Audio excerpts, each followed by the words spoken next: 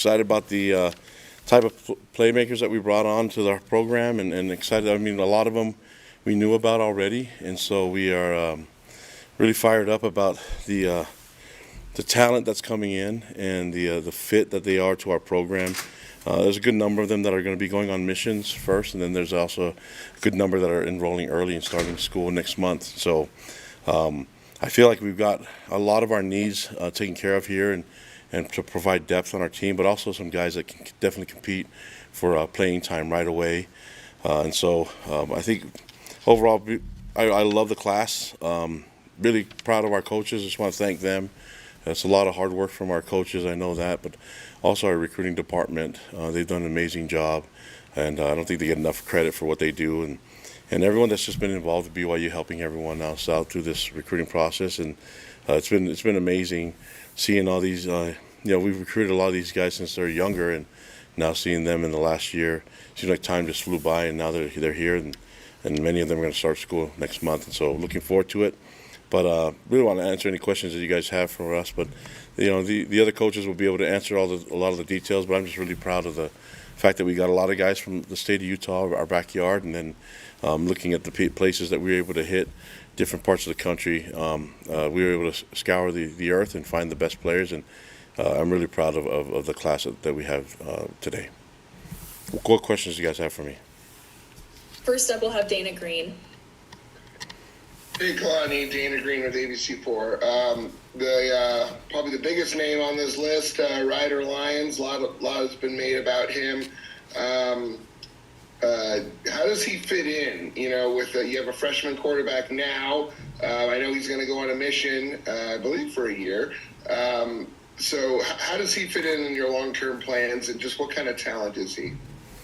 Well, I'm only allowed to discuss the players that are officially signed. So, once we get to that, and once that's been public, and then I'll be able to comment on it. But until then, I can only comment on the players that are here. But if we're speaking in general, we feel good about our quarterback position. We feel good about the talent that's coming in there. Oh, okay, sorry. I thought he had already signed, so sorry about that. Trying to get me in trouble, Dana. Next question from Mitch Harper.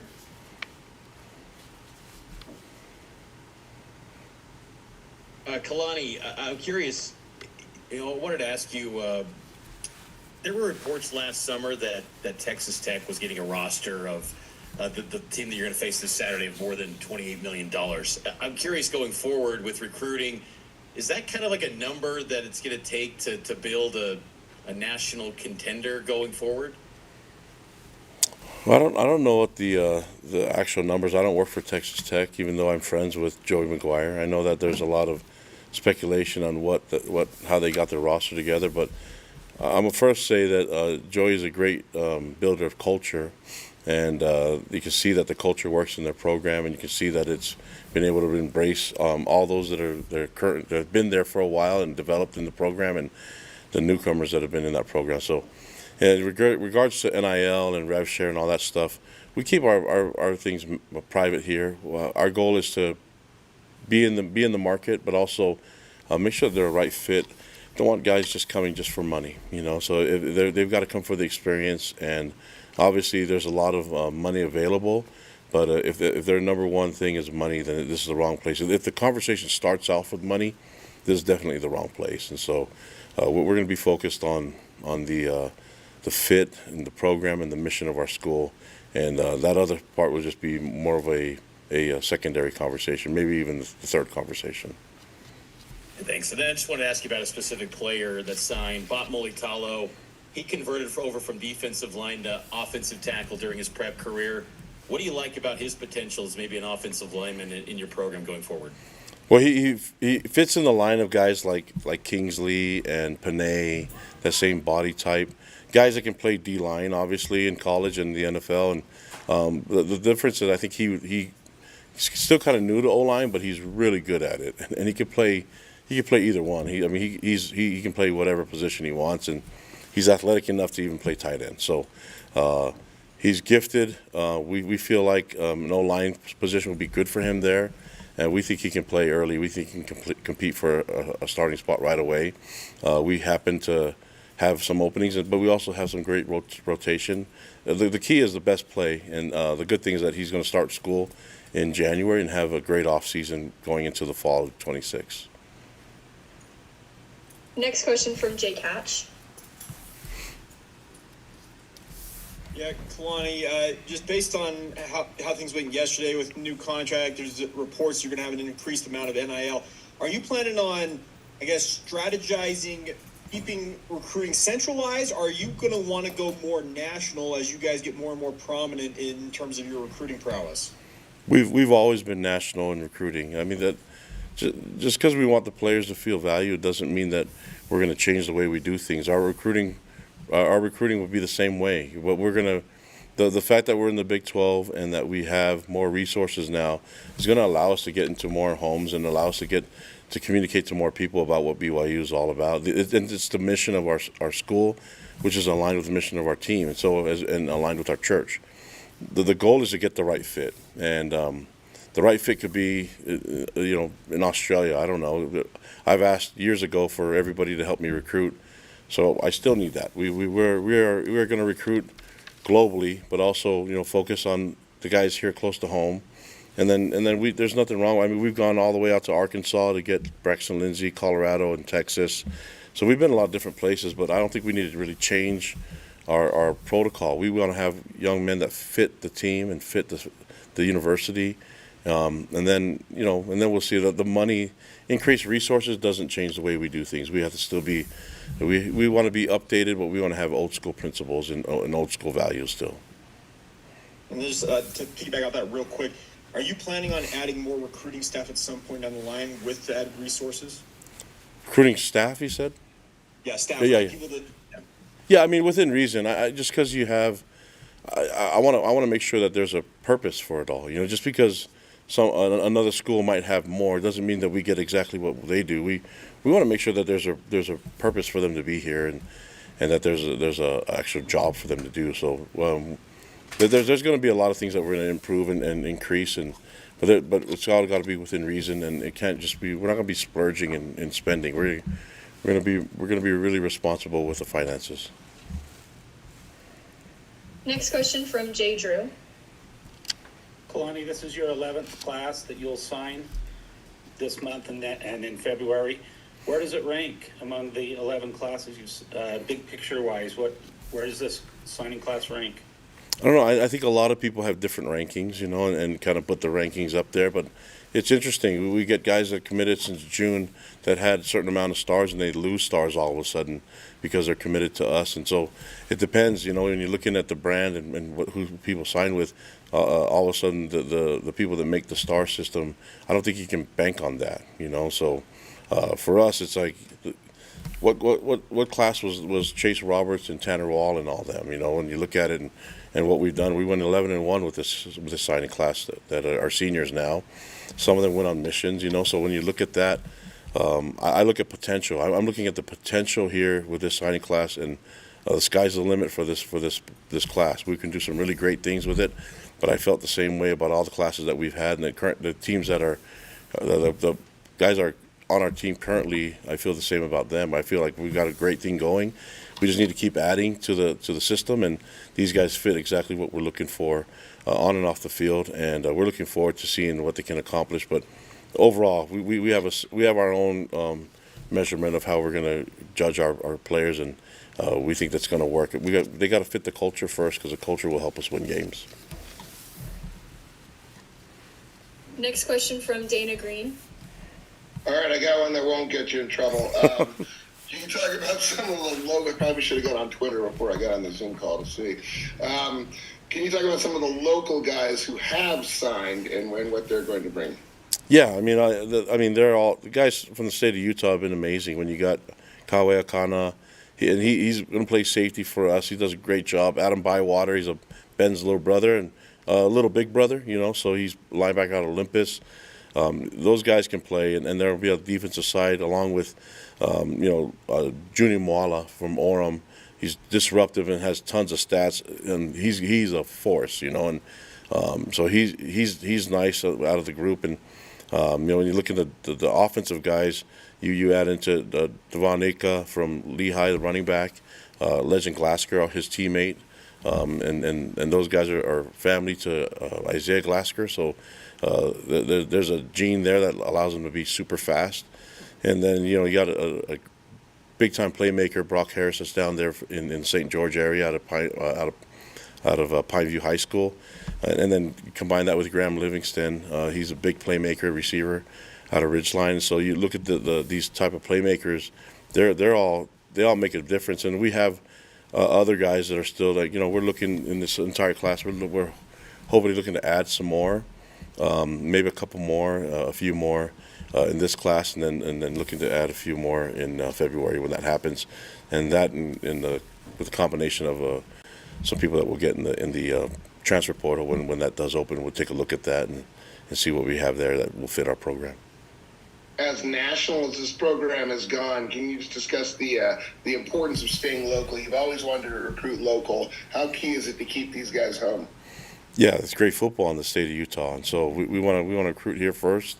That it's want to take care of our backyard first, and that's going to be the key.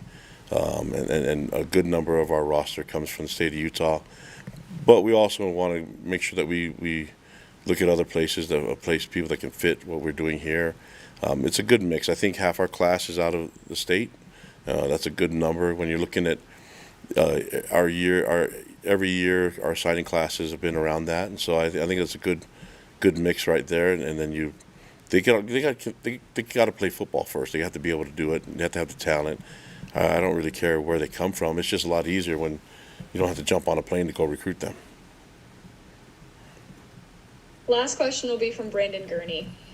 And Kalani, to the standouts for both tight ends, two of your 4-star prospects, and Brock Harris and I'm just going to call him Ty from Colorado. I'm going to butcher his last name, but and then you got Ryder Swanson on his mission. Kind of speak about the tight end futures and just those two specifically, what they add to that position. Yeah, I mean it's awesome when you're looking at the tight end position and you have Parker Ord out of Frisco, Texas, and so I mean those guys can all play. The hard thing is that they're going on missions, so we've got to wait for them. But there's always a good amount of people that go in and out from returning from the missions and guys that we can get in the transfer portal. But it's helpful that when you have big time ball players that are out on missions and willing to serve a mission. That's going to be key for us. I think they'll be great teammates and great leaders for us. And for me, it's like hurry and wait, for that situation. But that the mission program is something we're always going to support. I served a mission, so I get it, and I think it's going to be really helpful when we get these guys back, serving wherever they're called to serve the missions and doing some wonderful things. It's going to make them even better as leaders. All right, thank you, Coach. Thanks, guys. Jay, I'll leave Okay, this up for you. next up we'll have defensive coordinator Jay Hill.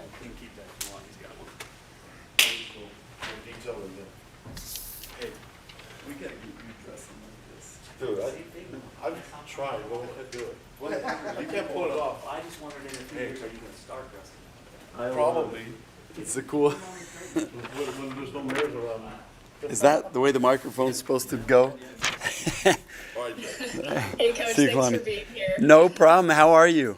Good, how are you? So good. So good. All right, we'll start off with Mitch Harper. Okay. How you doing, Mitch? Hey, doing good, Jay. Curious, what were the areas of focus for this cycle when it came to addressing needs on the defensive side? Well, I think the biggest thing we tried to do is get the very best players that were available to us. It wasn't necessarily one position group over another. It was the very best players possible in the program, and I think we did that. We signed some real top-notch guys that are going to be huge assets to us moving forward in the future. We still have a couple that we may sign in the next little bit, and then you never know. Like with transfer portal and things that come up, there might be even more additionals later. But we feel good about the roster moving forward, and we feel good about these additions really making us stronger. I wanted to ask you about some, an individual person on the class. Braxton Lindsay how heated of a recruiting battle was it, going up against a handful of SEC teams, and what type of player are you getting when he arrives on campus? Well, he's definitely one of my favorite guys we've recruited in the last couple years. Very athletic, very physical. Quite frankly, could play on both sides of the ball. He's a great tight end. He could be a linebacker. He could be a defensive end. His recruiting was very hot, I guess is the way you'd put it. There were a lot of great teams that were trying to get him. Him being a member of the church, I think, was a big deal, but just also, and more than anything, just the feel he had when he was on campus and to the coaches, I think was a big deal. Coach Papinga did a phenomenal job recruiting him, and he will be a huge asset to our program. Next question from Brandon Gurney. Yeah, Callaway Akana is a player who's literally played every position on the football field. How do you see him fitting in defensively for your team in the coming years? Well, I love him. When we first offered him, it was more as a wide receiver. I know Fessy loved him as well, and then he just kept growing and getting bigger. And when we went to one of his football games, man, he will hit you. He's physical. He's athletic enough to be a wide receiver on the other side of the ball, but he's physical enough to be a safety or a linebacker on defense. I think a lot of him depends on how he continues to grow. He just keeps getting bigger and bigger, but he has a super bright future here at BYU and then beyond. I mean, he is a very, very good talent. Next question from Jay Catch. Yeah, Jay, as you go about building out these recruiting classes, are you looking for, I guess, I call it an archetype or like a certain type of player? Do you have different things you're looking at different positions for? Well, we for sure have measurables that we look for at every position. Ideally, you want big, strong, fast guys at every position, but the reality is football players come in all shapes and sizes. I mean, you can have, like a good example, you could have a D tackle like Aaron Donald that's 6 foot, 265 pounds, and he could be one of the best in the NFL, where most people want those guys to be 6'5", 320. They come in all shapes and sizes. And so what we have to do as coaches is decide how big do we want them, ideally, and are you willing to take a guy that might be a little better player, but he's not quite as big as you want, or he's not as fast as you want, but he's just phenomenal at everything he does. There's some give and take, and there's some experience that goes into that you need to have. Bottom line, we want the best football players we can get, and if they meet the measurables, that's a huge blessing, obviously. And the reason I ask is because you have Antonio or TJ Johnson. He's 6'4". You have a safety right now, Falatau, who's 6'4", 6'5". I just wonder, are you looking for tall dudes in the defensive secondary? I guess is lack of a better term. Well, we want length in general. So I think at every position, the longer you are, as long as, assuming they can do their job, I think that's a good thing. You want long levered defenders that make windows smaller. That's a good thing. You want range at the safety spot. So that's one thing about TJ. He's tall, but he can really run. And he's another guy that could be a wide receiver. He's got great wide receiver film, and he can track the ball. He'll be a great asset to us in the secondary, just a rangy, long-levered safety. Next question from Dana Green.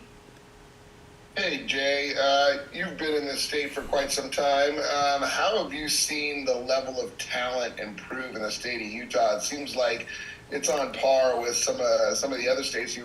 They're producing some of the best talent in the country. Well, it's phenomenal, but we don't want anybody else coming in here to take them. So just everybody else can stay away. I think the biggest thing that's occurred is the coaching has got really good. The development continues to get better and better. We've always had really good players in the state of Utah. I just think they're getting developed a little bit better now. I think population increases have helped that. We just have more players playing in the state of Utah. But yeah, I think the high school coaches are doing a phenomenal job of developing guys and just having them ready to play. And the quality of person that you can recruit in the state of Utah, we in Utah have disciplined kids that are used to working hard. They're used to getting good grades. They're used to doing things right, and that usually in the long run correlates well to good football players. Last question from Mitch Harper. Yeah, Jay, I wanted to ask you about Adam Bywater. How is he similar and different than his brother, Ben? Well, that's a fun comparison. I don't know if it's fair or not, but Ben was obviously a phenomenal player here, and we see so many similar characteristics. We see length, athleticism, physicality, so many of those things that we saw in Ben. Adam has. I think Adam's actually bigger at this stage. I think he has a tremendous upside, just as Ben did. We are so excited to have him, and I think he's a perfect fit here at BYU. All right, that's all we've got time for. Thanks, Coach Hill. Thank you, guys. Appreciate it.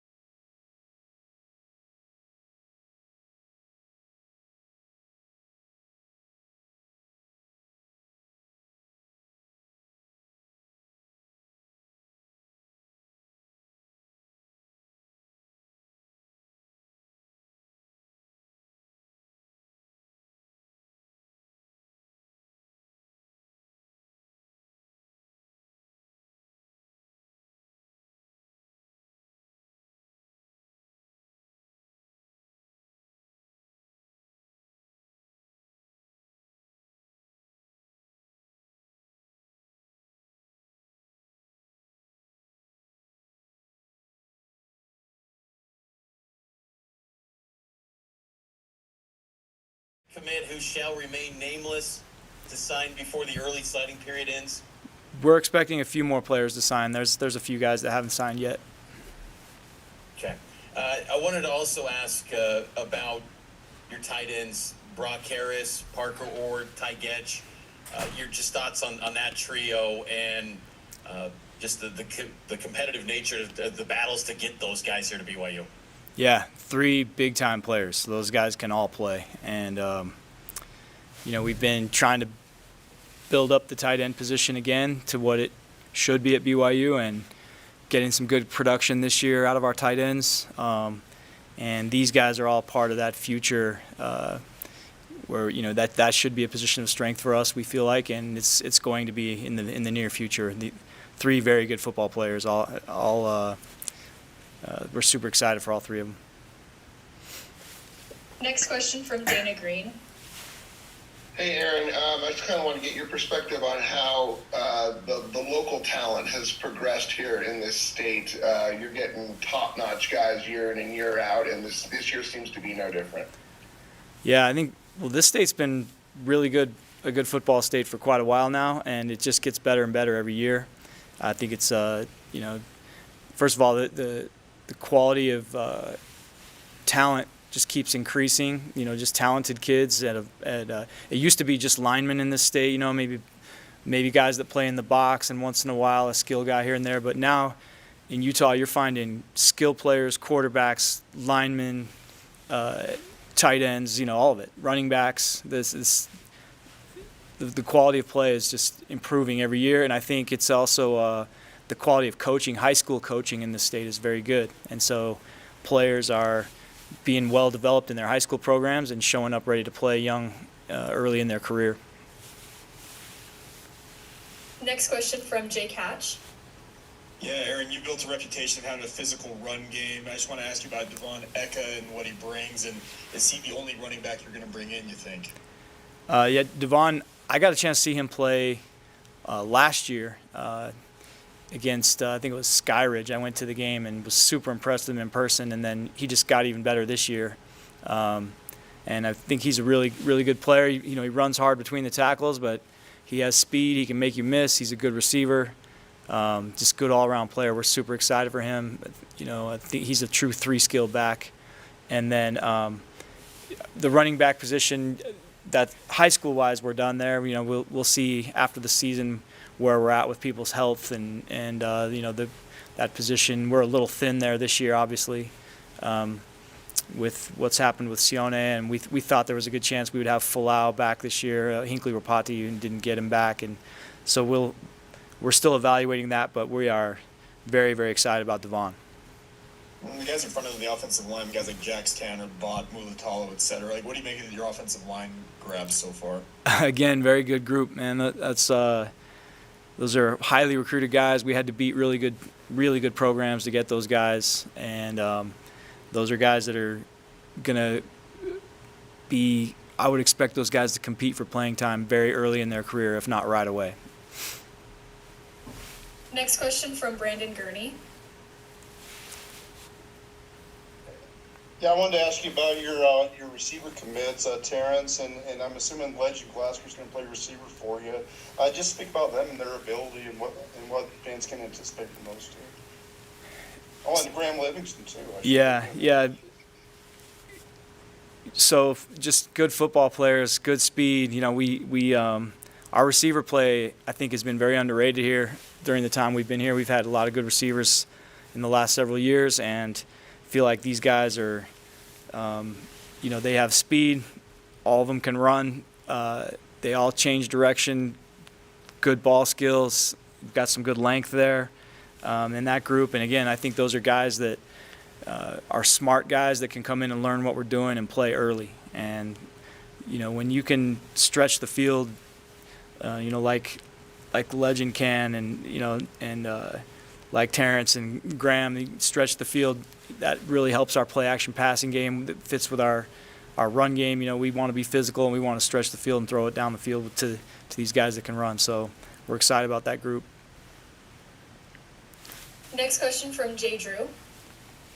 Aaron, regarding the player, the quarterback that Mitch referenced, should BYU fans, Cougar Nation, be concerned in any way that he's not signing today?